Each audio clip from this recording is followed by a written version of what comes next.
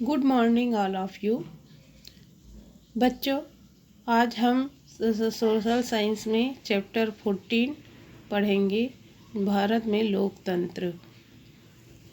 भारत में लोकतंत्र के बारे में हमने आपको बहुत कुछ बता चुके थे। उसके ही अगला पॉइंट हम आज आपको बताते हैं। Hindu code bill. Hindu code bill क्या है और यह हमारे देश में कैसे लागू हुआ। हिंदू कोड बिल 1952 से 56 के बीच पहले आम चुनाव में ही संविधान सभा में हिंदू समाज में महिलाओं के अधिकारों को स्थापित करने, जातिवाद को कमज़ोर करने व देश भर में हिंदुओं के परिवारों और संपत्ति संबंधी कानून की व्यवस्था करने का उद्देश्य से एक व्यापक हिंदी कोड बिल तैयार किया गया। इसे डॉक्टर भीमराव अंबेडकर ने तैयार किया और संविधान सभा में प्रस्तुत किया। प्रधानमंत्री पंडित जवाहरलाल नेहरू ने इसका समर्थन भी किया।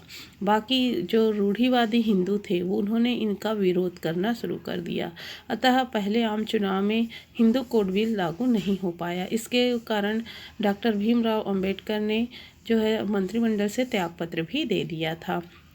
उसके बाद जब जो है चुनाव हो गया, उसके बाद हिंदू कोड बिल को लागू किया गया। अब हिंदू कोड बिल क्या है? अंग्रेज़ों के समय में ही अपराधों के लिए कई कानून जो है बनाए गए थे, लेकिन इसमें शादी, परिवार, संपत्ति, बच्चे के गोद लेने संबंधी कोई कानून नहीं था। इसी विषय को लेकर जो है हिंदू कोड बिल के ऊपर प्रस्तुत किया गया। हमारे समाज में पितृ प्रधान मतलब जो है पुरुषों को प्रधानता दी जाती थी और महिलाओं को जो है कोई अधिकार नहीं था। इसलिए हिंदू महिलाएं 19वीं सदी में ही अपने अधिकारों, जाति संबंधी सुधारों आदि के लिए जो है आंदोलन किए थे। उन्हीं को ध्यान में रखकर हिंदू कोड बिल जो है बनाया गया ताकि उनका जो है यानी भागीदारी बढ़ सके और देश की स्वतंत्रता में और कानून में सुधार लाया जा सके। हिंदू कोड बिल तैयार करने के बीच हिंदू समाज में महत्वपूर्ण सुधार लाना था। तो वो किस प्रकार के सुधार वो चाहते थे? जैसे अगर कोई मुखिया मर जाता है, यानी हिंदू कोड बिल क्या है? देखो, यदि कोई परिवार का मुखिया मर जाता है तो उसकी संपत्ति का या वसीयत का जो है केवल बेटा ही नहीं बल्कि उसकी पत्नी और उसकी बेटियों को भी उसमें हिस्सा मिलेगा। दूसरा था, पति या पत्नी जीवित रहते हुए दूसरे विवाह, चाहे पति हो या पत्नी हो, नहीं कर सकते थे। इसे अमान्य माना गया। पहले क्या होता था, पति कई विवाह कर लेते थे, पत्नियों को यह अधिकार नहीं था। तीसरा हमारा था, पति व पत्नी दोनों को विशेष परिस्थिति में तलाक लेने की छूट थी। यानी कभी ऐसे होता था कि तलाक केवल पुरुष वर्ग देते थे, अब महिलाओं को भी अधिकार दिया गया। अंतरजातीय विवाह को पहले मान्यता नहीं थी, अब जो है मान्यता दी गई। किसी भी जाति के बच्चे को गोद लेने का अधिकार दिया गया, पहले यह नहीं था।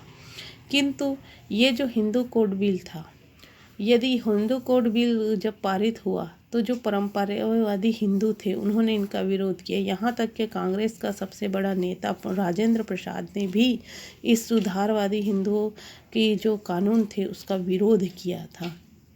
महिला सांसदों का कहना है कि जातिवाद का खात्मा और महिलाओं व पुरुषों में समानता लाए बिना समाज में न्याय और समानता के भी सिद्धांत स्थापित नहीं हो सकते।